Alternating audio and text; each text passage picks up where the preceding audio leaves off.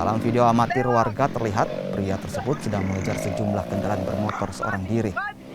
Pria tersebut bahkan mengeluarkan tembakan peringatan yang membuat seluruh remaja meninggalkan lokasi balapan liar.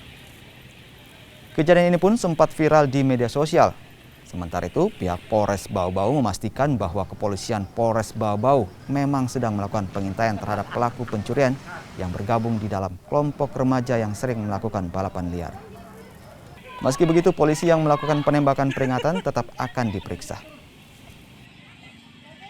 Pada saat kami melaksanakan kegiatan pengintaian daripada kelompok remaja yang diduga melaksanakan aksi ugal-ugalan atau trek-trekan atau balapan liar ini, ya, pada saat kami standby, dalam hal ini Kapolsek Murhum menerima berita dari Kapolsek Mulyo bahwa ada salah satu target, ya, terduga pelaku curat dengan inisial BL yang berada di kelompok anak-anak remaja atau kelompok mereka pada saat melaksanakan kegiatan aksi balapan liar di wilayah Jalan Beto Ambari.